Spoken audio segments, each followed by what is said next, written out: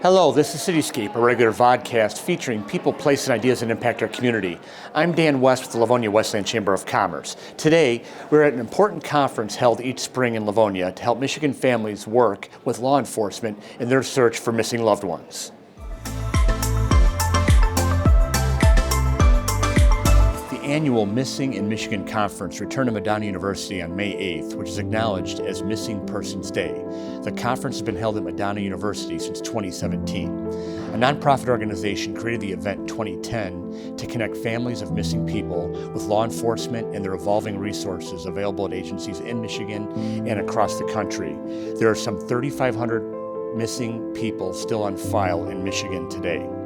The overall effort maintains awareness for the determined families looking for answers in the unresolved disappearance of loved ones. This conference was mentioned in a 2024 Netflix documentary about the 1989 disappearance of a teenage girl from western Michigan called Into the Fire, the Lost Daughter. Coordinating Madonna's involvement in the Missing in Michigan Conference is Madonna forensic science professor Jessica Zarate, a former Northville City police officer who completed her biology degree at Madonna.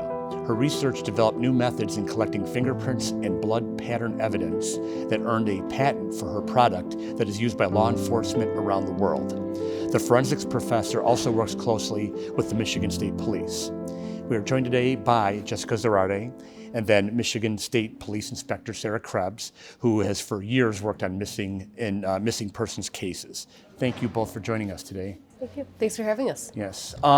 Sarah, give us an overview of what will take place today during this conference here at Madonna. So today is what we refer to as Missing Persons Day in Michigan, and it brings together the families of missing persons, law enforcement agencies that represent the cases, and then the media, which we definitely need to put those cases out to the public to get them solved. So today will be kind of multifaceted. We have a law enforcement training on site. So the law enforcement agencies that are here representing their agencies will be learning about cold cases this year.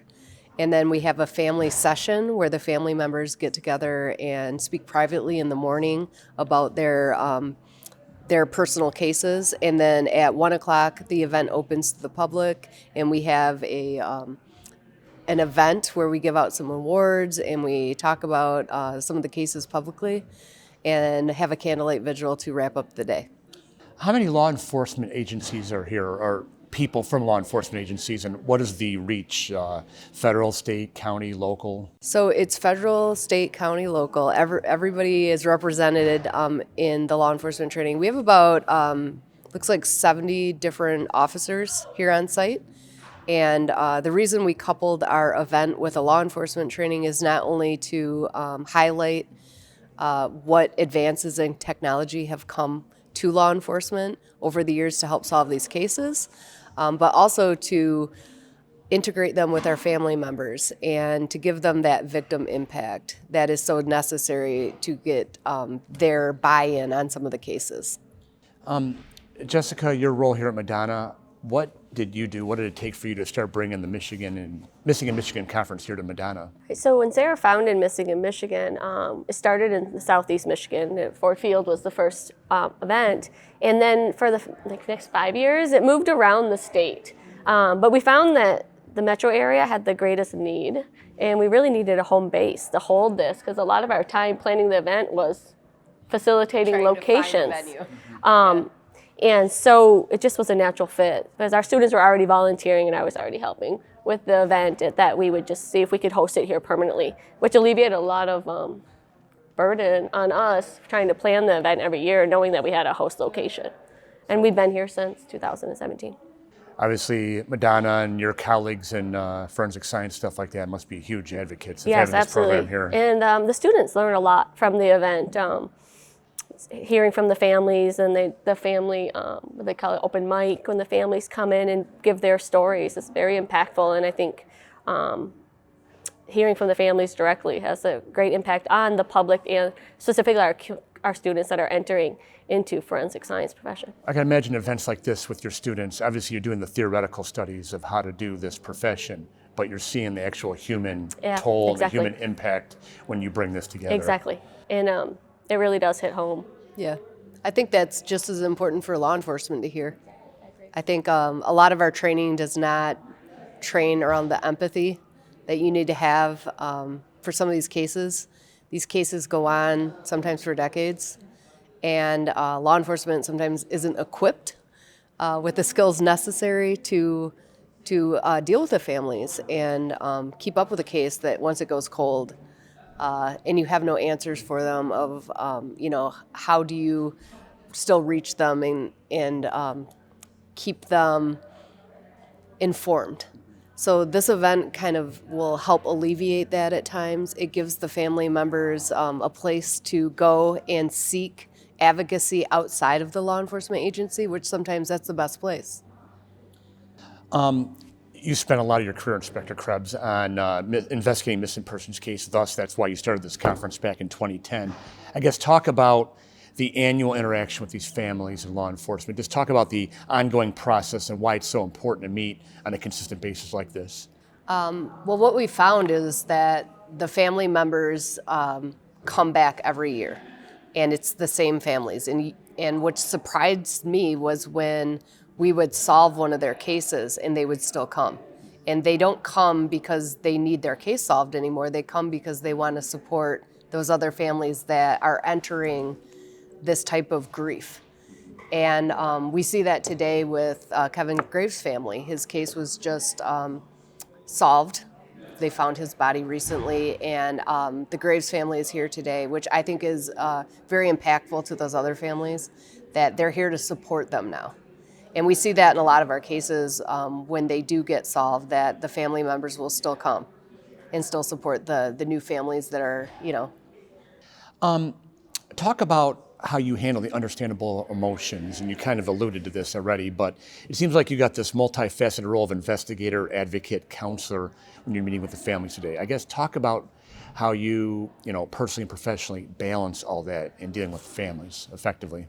Well, I can't say it's for everybody, and this is one of the skill sets that not everybody going into law enforcement gets. And so it takes a special person, I think, to work missing persons cases because you have to be an advocate and you have to understand the grief that the family's going towards. What I find is if somebody isn't built for that, because we're going to have people that enter law enforcement that just aren't going to be good at this part, is having an event like this, where you can direct the families to go and find advocacy. And that's why we have tons of volunteers. Even our Madonna students are coming in and advocating for the families. And they meet all other families as well, which is probably the best advocacy that you could get as the member of a missing person's family, is to find another family that is going through the same thing that you are. And Jessica, to you being an instructor, as the inspector just mentioned about with students, how do you try your best, because it's hard to do something like this until you're actually in it, but to educate the students the best you can on being that advocate, investigator, the empathy, the counselor, all that stuff in these types of cases? Yeah, I think just teaching the students empathy. A lot of my students will be working scenes.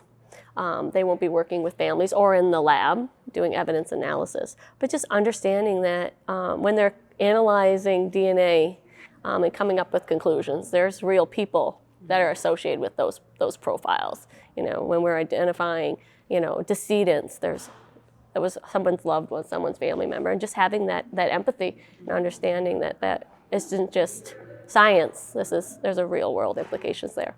After this day, talk about how you two and other partners will collaborate to help these families going forward. I think we should talk about the Missing in Michigan Facebook page. Yeah. I feel like that has grown leaps and bounds, and I feel like a lot of the families use that to communicate year-round. Yeah. How many members are on the Facebook page? I believe 134,000 members that belong to our Facebook group, and that is that's the 24/7, 365. It is always running. We have moderators that some of them are here today as advocates, and they moderate the material that's going out on that page to make sure that it's vetted by law enforcement. And they could share real missing persons cases that have been submitted to law enforcement real time, looking for certain missing people, missing teenagers. And you know how fast information on Facebook goes. If you have someone missing in your community, it can get information out really quickly. Well, I guess social media is helpful because it's another resource. I mean, there's only so many law enforcement resources available to work on this stuff, so it's another way of it working. And you see so many of these Netflix documentaries, modern cases are solved by social media. A lot of breakthroughs, a lot of leads Tons. are produced through that. So I imagine that's very Yes. helpful to what you folks do. It is, yeah. It's just important to make sure that the information is correct and that it is vetted by law enforcement, because there is a lot of stuff that goes out on social media that I will say is not. And we try to make sure that Which is another value in that Facebook page through Missing in Michigan, is that our information, if you see something coming through Missing in Michigan on your Facebook profile looking for a missing person, then it has been vetted. Tell us about the yellow ribbons that everyone's wearing here today. All right, so the yellow ribbons signify all the missing people in Michigan currently. What do we say, 3,500 at this point, which is down a little bit from last year, which is great, which means what we're doing is working, yeah. And it just kind of puts a number perspective when you walk into the event to see a ribbon for every missing person and that amount of numbers. It's impactful. Yeah, we have a part in our Candlelight Vigil where everybody that's wearing a ribbon recognizes that that family might not be here, and to think about them and hope that they come home. And one last question for you, Inspector. In your career working on these cases, what percentage were found dead, which were found alive? I would say a lot more are found alive than dead. So, Which is encouraging. yes, most of the missing person cases, when we get them, if they're a fresh case, meaning they just went missing, we find them alive. It's a very small percentage where we actually find them deceased. Now, in our cold cases, that's a different statistic. So we have cases going back into, even the 1950s that we still have on the books, where we haven't located these people. Those cases are more likely to be found deceased. Well, Inspector Krebs, Professor Zerardi, we thank you not only for the efforts and congratulate you on all the efforts, but thank you for finding time to talk to us today. So, thank you. Alexis Theek is a Madonna student studying forensic science, a career path inspired by the heartbreaking story of her uncle Kevin, who disappeared at a concert on the west side of the state in 2018. His remains were found in 2024 near the concert venue. Alexis, thank you for taking time to share your story with us today. Can you share with us what happened to your uncle and how he was found? Yeah, so he went up to the festival in 2018 with a girlfriend and a couple of friends. And she had been there numerous times. He had never been, but he was super excited. A few days before the concert ended and they were coming home, we got a call that she couldn't find him. This was after she had already came home, got her dad, went back up there, tried to find him, then came all the way back home to file the police report. We did search after search, nothing. We searched over 5,000 acres and came up with nothing. And over the 6.5 years, we did press releases, we did anything we could.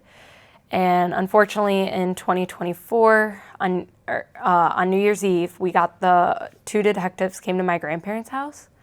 And sure enough, he was gone. And I got the call right before going to a party with friends. I'll never forget it. And and it was determined like a week later that it was him. Your family was a part of this conference through the years, going to it. Can you talk about what this conference meant to your family as you're trying to look for answers on what obviously happened to your uncle? So this conference we didn't even know existed until our advocate, Kelly Bors, had mentioned it. We started going, and the first year we were able to submit DNA. We were able to give pictures. We did so much stuff to put his name in CODIS, NamUs, whatever it may be that we could, and it gave us resources that we didn't know existed. And then as the years came, it became more of a support thing, because unless you've been through it, you don't really know the pain. It's not a normal grieving process. It's not a normal process at all. Mm-hmm. Unless you've been through it, you don't know. And I've had friends even to this day tell me, oh, well, you should just get over it. I mean, you've had 6.5 years to grieve it.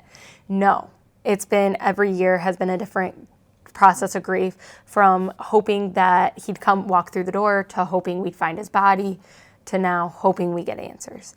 And this conference, as along with others, that I've attended has allowed me to not feel as alone in this, because you do feel alone. Well, and also there's got to be a distinct exhaustion to hoping he's still out there and we're gonna find him one day, but you also realize there's a likelihood of him not being found And alive. I think that was the part that I hated the most, getting that call that he was gone, was because there was no more hope he was coming home. Even 6.5 years later, in your mind, you know he's gone. You're still holding on to that hope. You hold up to that 1%, and for that to be ripped away is even a different pain. It's undescribable. Well, you and your family, unfortunately, you found your uncle the way that happened in December, but it's several months later, and your family's here at the conference today. Yeah. Why is it important for your family to be a part of this, even though your uncle has been found? Because we still relate to these people. Even though he was found, there's still no answers. And it's still a way for us to connect to other people and give them that hope that their family member, there's people here that their family member has been missing for 30 to 40 years. And we're able to give them that hope that there is still that possibility you're gonna get that phone call. Tell us your own personal story, because now you're studying forensic science, you're a junior here at Madonna. Talk about how your family story here has led to your career aspirations and what you hope to accomplish as an investigator. Yeah, so in 2018 when he went missing, I wasn't really able to do much. My mom didn't want me searching for a dead body, which is ironic now. But I wanted to do something. I seen the discrepancies between the police aspect and then our family aspect, and I wanted to help families. I didn't know if we'd ever get answers, but I wanted to be the one to give families answers. So I did some research, and I found the degree forensic science to where I could give families answers. I also wanted to become an advocate, but I thought I would have to go through my school, get experience to even be able to do that. But here I am today, because all you need is a voice. And I want others to see that too, and I'm churning my tragedy into my career, and I wouldn't have it any other way. Well, Alexis, I'll say I'm sorry about what happened to your family, but I applaud you for your using your energies and your experiences to try to make the world a better place. We wish you all the best going forward. Well, thank you so much. Very good. So, thank you for your time. For more details on this conference, visit the website missinginmish.com. Again, missinginmish.com. That's all the time we have for this edition of CityScape. We thank you for watching, and we'll catch you again next time.